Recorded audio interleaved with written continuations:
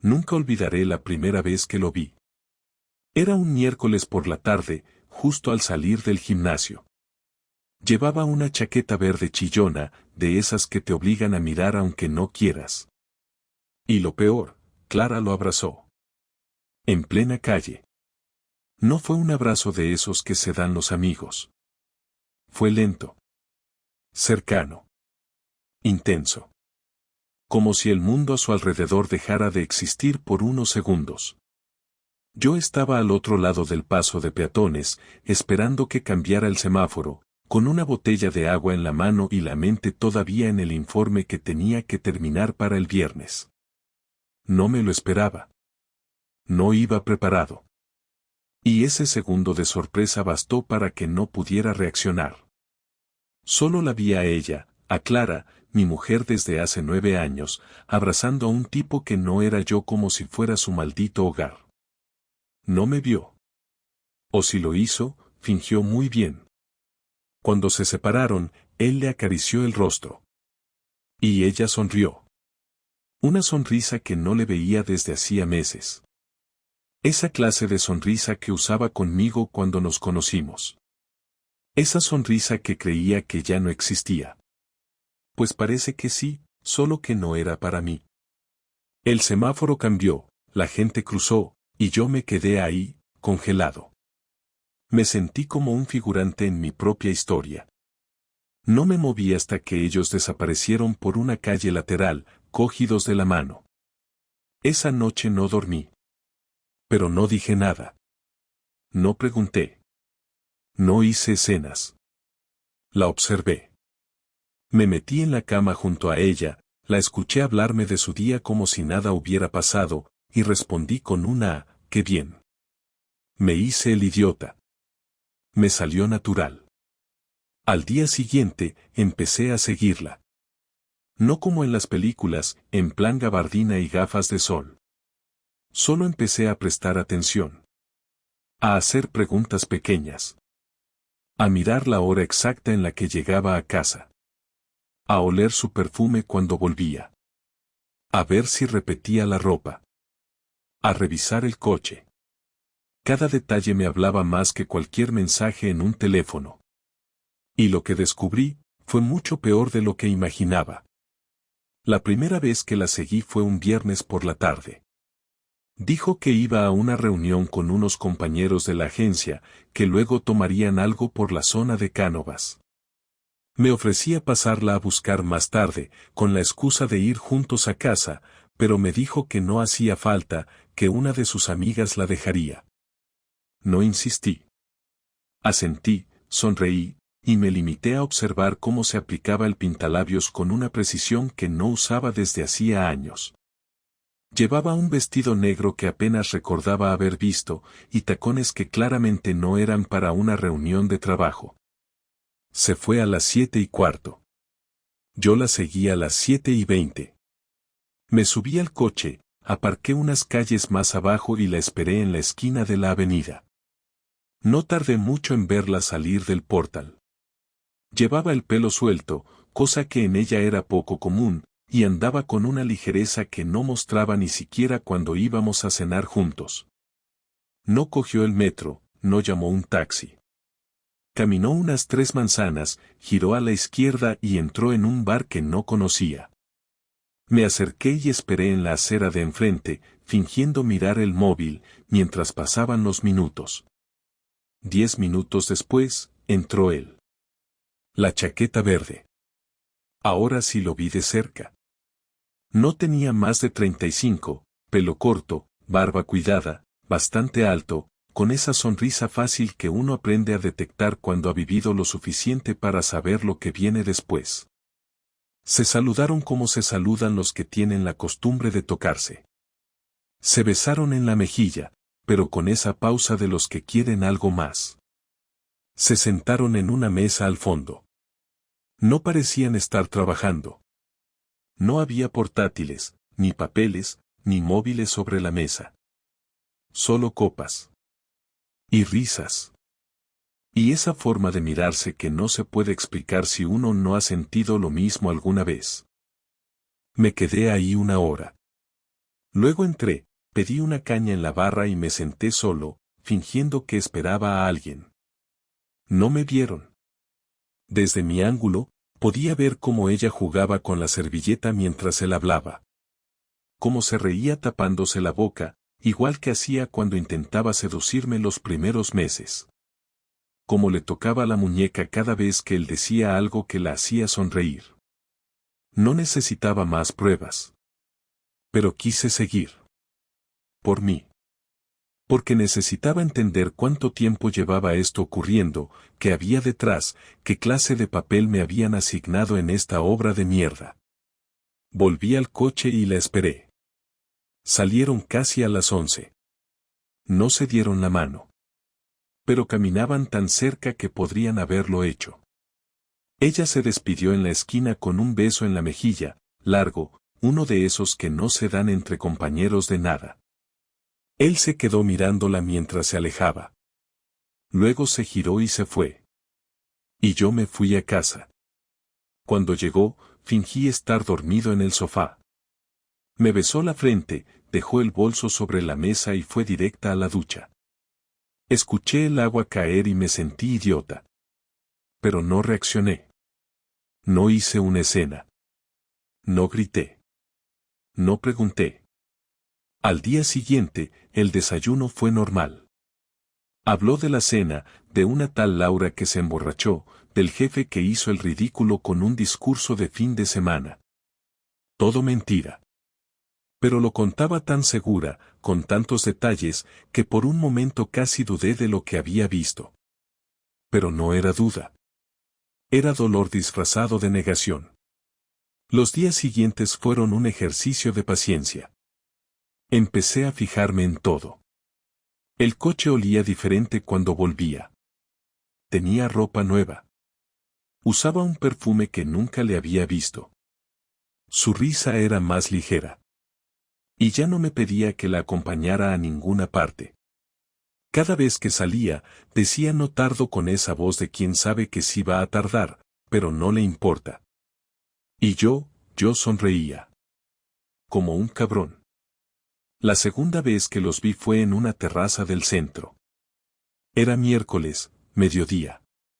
Yo salí del trabajo antes de lo normal y decidí pasar por la zona de casualidad. Fue instinto. Algo me decía que iba a encontrar algo. Y así fue. Ella estaba ahí, con él, tomando un vino, riendo como si no tuviera nada que ocultar. Y entonces entendí que no era algo puntual. No era una aventura de una noche. Era una relación. Otra. Paralela. Con su propia lógica, sus propios horarios, su propio lenguaje. Y yo no formaba parte de eso. No volví a hablarle del tema. Seguí actuando como si nada pasara, mientras cada día me tragaba el asco, la rabia y la vergüenza. Empecé a preparar lo que vendría después, porque ya no era cuestión de salvar nada. Era cuestión de entender hasta dónde estaba dispuesto a llegar para no quedarme como un espectador de mi propia ruina. Necesitaba saber si todo esto había empezado por aburrimiento, por venganza, por necesidad, o simplemente porque podía hacerlo. Porque había dejado de importar lo que yo sintiera. Porque se había acostumbrado a mentirme sin miedo. Y yo necesitaba verla caer. Esperé hasta el lunes siguiente para hacer mi primer movimiento. No iba a confrontarla con gritos ni acusaciones sin rumbo, no porque me contuviera por respeto, sino porque sabía que ese tipo de reacción le permitiría hacerse la víctima. Si algo había aprendido observándola estas semanas es que tenía respuestas preparadas para todo, gestos ensayados, frases listas para salir de la boca si la acorralaba. Así que decidí que mi primer paso sería más silencioso, pero certero. Le pedí que cenáramos juntos, solos, sin móviles, sin televisión, solo nosotros.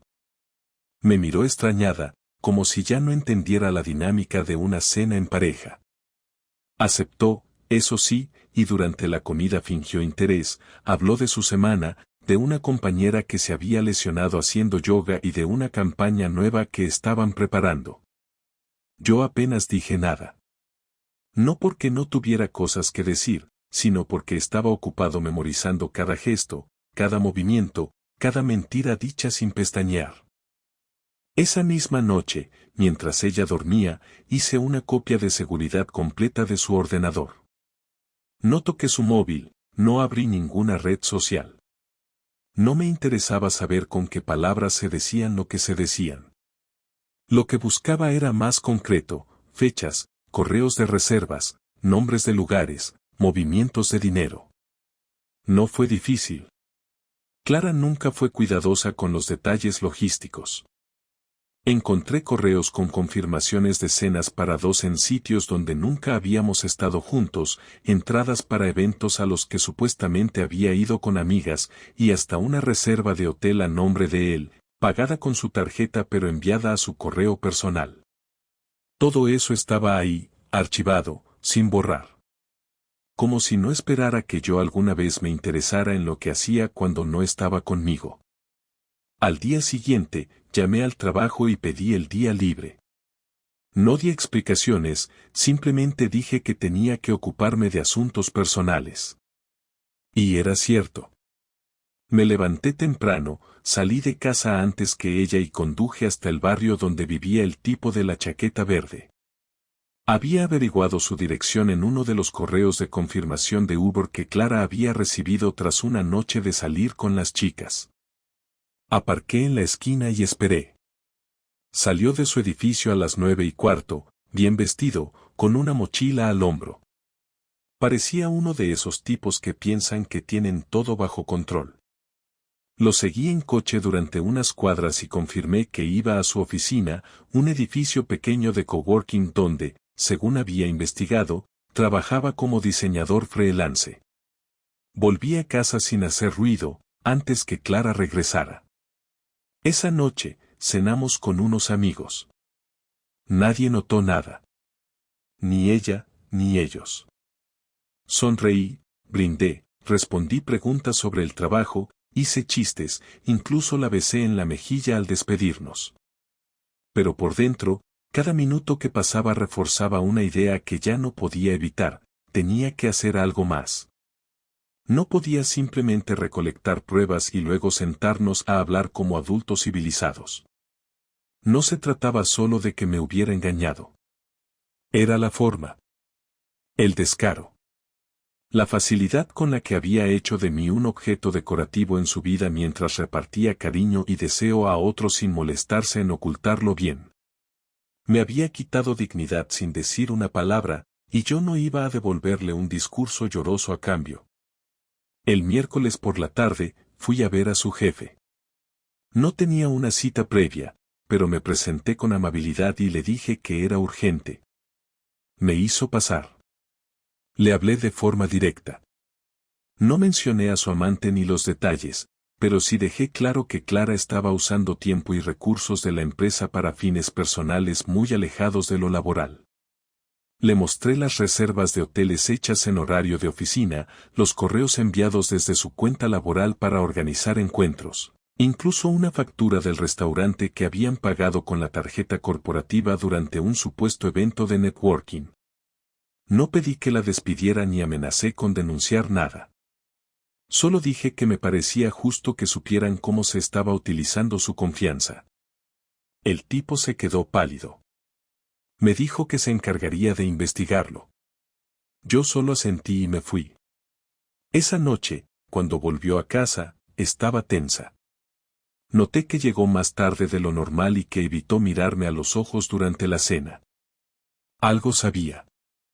Pero no dijo nada. Y yo tampoco. Solo pregunté si todo bien en el trabajo. Me dijo que sí, pero no lo dijo con la seguridad de siempre. Bajó la mirada al plato, y yo supe que la primera ficha había caído. A la mañana siguiente, me fui antes de que despertara y pasé el día fuera. No atendí llamadas, no respondí mensajes. Necesitaba tiempo para pensar en el siguiente paso. Volví por la tarde. Clara estaba en casa, sentada en el sofá, con el portátil cerrado sobre sus piernas. Me miró en cuanto entré. No dijo hola. No preguntó cómo me fue el día. Solo soltó una frase seca. ¿Tú has hablado con alguien del trabajo? Me senté frente a ella, sin quitarle la mirada. ¿Por qué lo preguntas? Porque hoy me llamaron de Recursos Humanos. Dicen que hay una investigación interna. Que han recibido una denuncia anónima. ¿Y tú crees que fui yo? No hay mucha gente con acceso a esos correos, Álvaro. Entonces, ¿me estás acusando de algo? Ella tardó en responder. Finalmente dijo. ¿Qué quieres? Esa fue la primera vez en años que me habló sin filtros. Sin el tono dulce. Sin el disfraz. No supe si lo preguntaba con miedo, con rabia o con resignación. Pero lo preguntó. Y yo no respondí. Solo la miré, me levanté y me fui a la cocina. Durante los días siguientes, Clara empezó a comportarse de forma distinta. No era miedo, no era culpa, era una mezcla de cautela y tensión, como si esperara que yo soltara una bomba en cualquier momento. Hablaba menos, se encerraba más en la habitación con el portátil, y cuando me dirigía la palabra, lo hacía con frases calculadas, como si cada palabra pudiera ser usada en su contra. Yo, por mi parte, no cambié nada. Seguí actuando igual, cumpliendo con la rutina diaria como si la vida siguiera su curso normal. Me levantaba a la misma hora, hacía el café, recogía la casa, salía a trabajar, volvía a la misma hora. No hice ningún gesto que pudiera anticipar lo que venía, porque necesitaba que bajara la guardia, que pensara que ya no iba a hacer nada, que tal vez me había resignado o que simplemente no había tenido el valor de llegar hasta el final. Lo que ella no sabía es que la decisión ya estaba tomada, y no iba a ser una charla llorosa ni una despedida por mensaje. Esto iba a dolerle de una forma que no pudiera olvidar fácilmente. El viernes, fui a ver a mi abogado. Llevaba ya una carpeta con todo, correos, recibos, fechas, incluso algunas fotos que tomé desde el coche sin que se dieran cuenta. No quería dejar ningún cabo suelto. Le expliqué que no solo quería el divorcio, sino que pensaba dejar claro que había habido una infidelidad continuada con pruebas contundentes. Me escuchó sin interrumpirme, hojeó la documentación, y cuando terminó, me dijo que el caso era sólido y que, si todo se presentaba bien, probablemente podría protegerme bastante en la división de bienes. Le dije que no quería venganza económica, solo dignidad. Lo que ella rompió no se arreglaba con dinero, pero tampoco iba a permitir que se quedara con todo como si nada hubiera pasado. El lunes, recibí la confirmación de que la empresa de Clara había iniciado un proceso disciplinario. No me dieron detalles, pero me dejaron claro que había consecuencias. Ese mismo día, noté cómo ella llegó más tarde que nunca. Entró a casa sin saludar, fue directo al baño, y se encerró sin decir una palabra. No pregunté nada. No me interesaba su versión. Solo la observé desde la distancia, como se observa a alguien que ya no pertenece a tu mundo. Esa noche dormimos en la misma cama, pero la distancia entre los dos era de kilómetros. Ninguno se tocó. Ninguno intentó romper el silencio. Solo dos cuerpos compartiendo espacio por inercia. El miércoles, todo estaba listo. Había hablado con el notario, con el abogado y con el cerrajero. Ese día no fui a trabajar. Me aseguré de que Clara saliera como siempre a las 8:30. Le deseé suerte con una sonrisa seca, y ella apenas me respondió. En cuanto cerró la puerta, empezó la segunda parte del plan. Llamé a Tomás, mi mejor amigo, quien llegó con una furgoneta que habíamos alquilado el día anterior. Ya teníamos todo coordinado. En menos de 5 horas, saqué todas mis cosas del piso, ropa, documentos, libros, electrodomésticos que eran míos, objetos personales, todo. No dejé nada que me perteneciera, ni una prenda, ni una taza, ni un solo recuerdo. Mientras él cargaba, yo me encargaba de colocar sobre la mesa del comedor un sobre grande.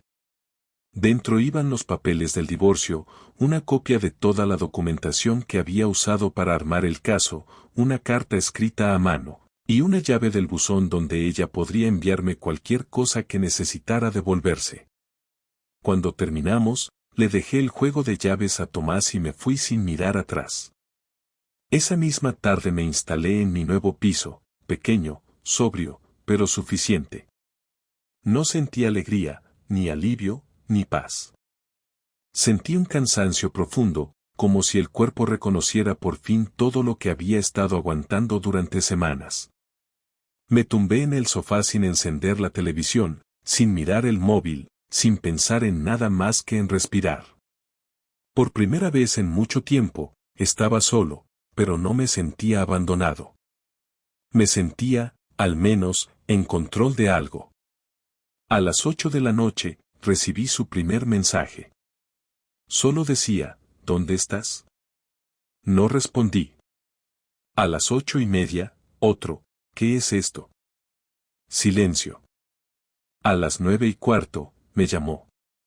No contesté. Y así siguió durante 3 horas más. Mensajes que iban desde el desconcierto hasta la desesperación, mezclando preguntas, acusaciones y súplicas. Finalmente, a medianoche, me escribió, necesito hablar contigo. No entiendo nada. Era la primera frase honesta que había leído en días. Pero tampoco respondí. Al día siguiente, me llamó desde otro número. Esta vez contesté. ¿Qué hiciste? Preguntó, sin saludar. Lo que tenía que hacer. ¿Te has ido? Ya no vivo ahí. ¿Y los papeles? Ya los tienes. Léelos. ¿Estás en serio con esto? Tú empezaste esto. Yo solo lo estoy terminando. ¿Esto es una venganza? No. Es justicia. ¿Y ya está? ¿Así se acaba todo? Para mí, sí. Se quedó en silencio unos segundos. Podía oír su respiración. Tal vez esperaba que yo dijera algo más, que me quebrara, que reculara, que mostrara debilidad. Pero no tenía nada más que decirle. Había llegado el punto en que ya no quedaba nada que salvar. ¿Podemos vernos? Preguntó finalmente. Podemos hablar. Pero no para arreglar nada. Eso ya no existe. Colgó.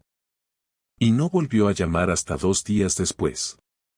Cuando finalmente acepté verla, le puse una sola condición: tenía que ser en un lugar público, sin escenas, sin gritos, sin teatro.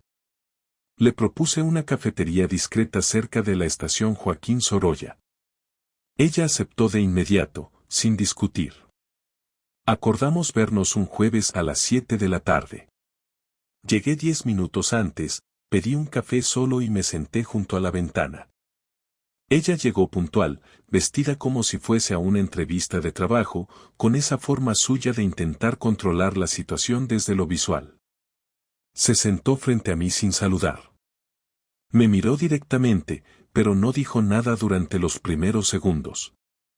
Yo tampoco. El camarero se acercó y ella pidió un té verde.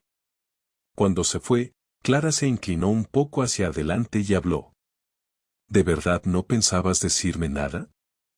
¿Ibas a desaparecer así, sin una sola conversación? Llevamos semanas sin una sola conversación real. Esto es solo la continuación. Álvaro, lo que hiciste es cruel. Lo que hiciste tú fue cobarde. Yo sé que te he fallado. Pero esto no se soluciona así, escapando. No estoy escapando. Me estoy saliendo de un lugar en el que ya no tenía sentido quedarme. Tú lo vaciaste. Ella apretó los labios, cruzó los brazos y desvió la mirada hacia la calle. Parecía estar conteniendo una mezcla de rabia y tristeza. O tal vez solo estaba calculando qué decir después. Volvió a mirarme. ¿Querías venganza? ¿Por eso fuiste a mi trabajo? No. Quería dejar de ser el único que fingía. A partir de ahí, Que cada quien asuma lo que le toca. ¿Tienes idea del daño que me has hecho?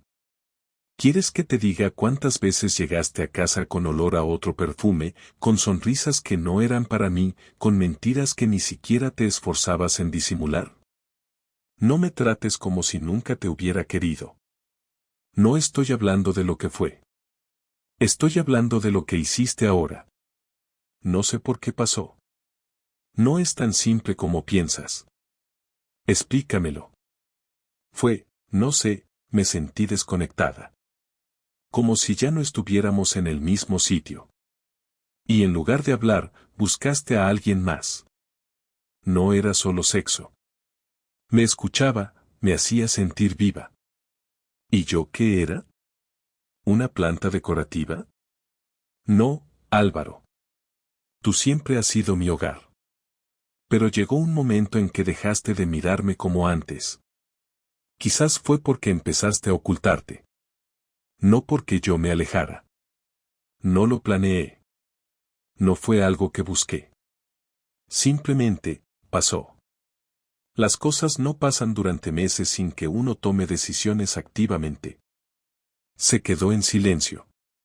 Bajó la mirada. Apretó la taza con ambas manos.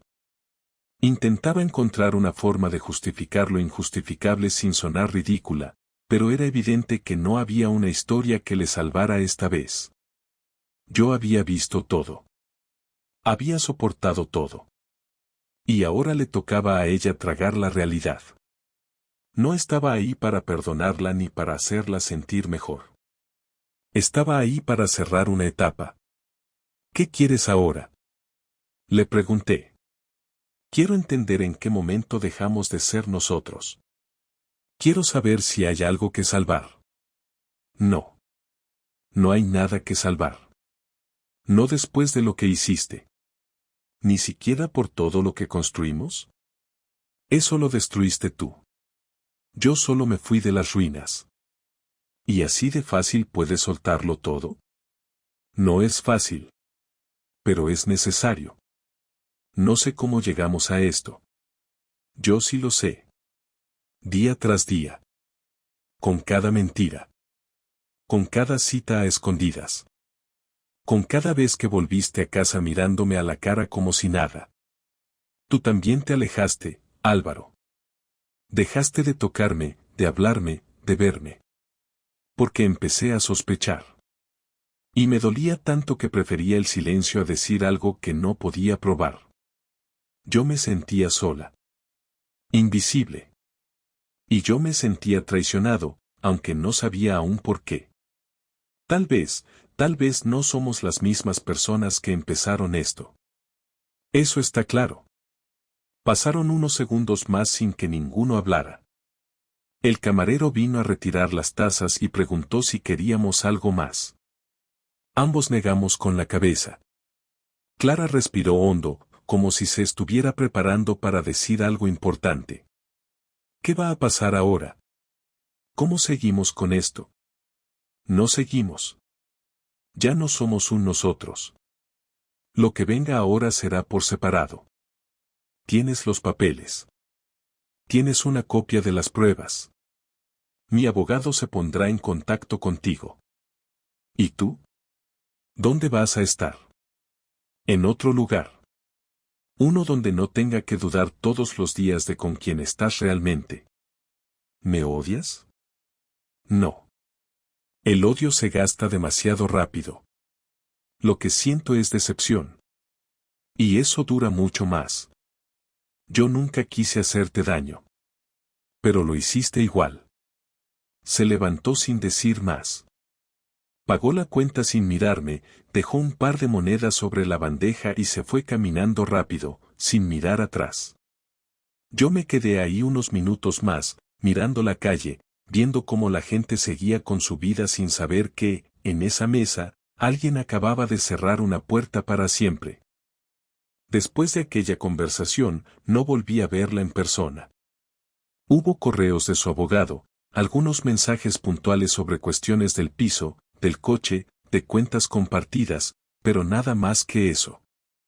Todo se volvió frío, técnico, reducido a trámites. El silencio ocupó el espacio donde antes había discusiones, promesas, planes, rutina. Y no lo eché de menos. No había nada que reconstruir, porque lo que teníamos ya estaba completamente deshecho. La última vez que intercambiamos palabras fue por teléfono, una semana después de firmar el divorcio.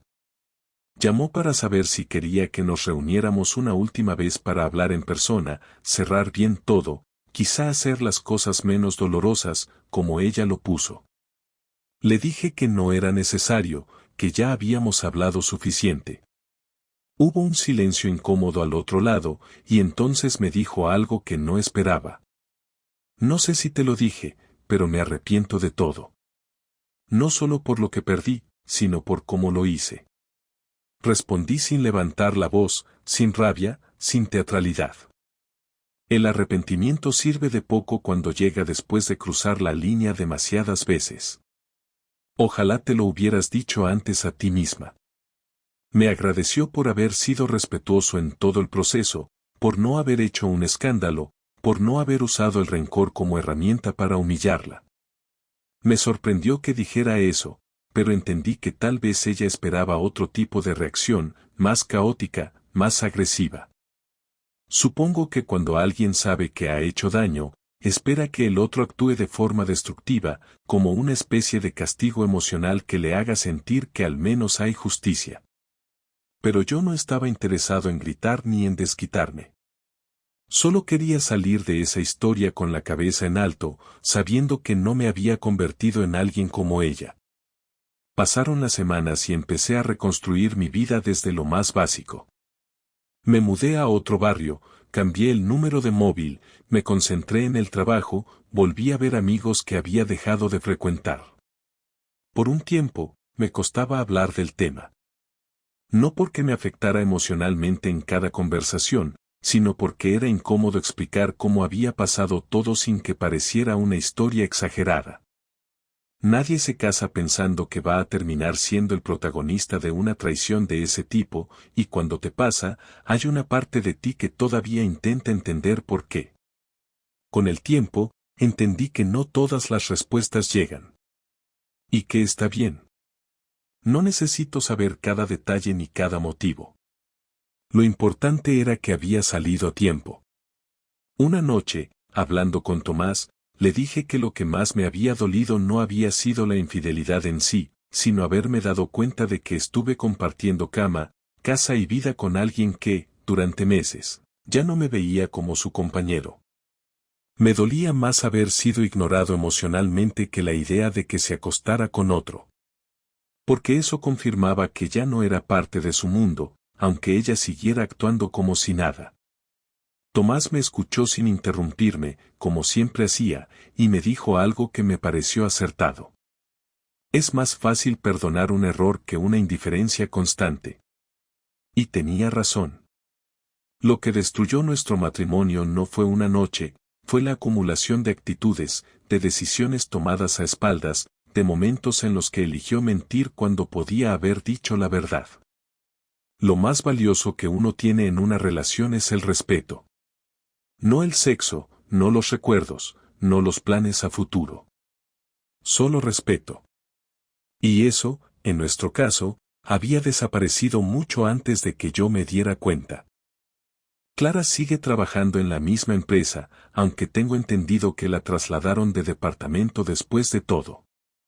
Su amante, según me contaron, la dejó poco tiempo después de nuestra separación. No me alegra ni me entristece. Es solo información irrelevante para mi vida.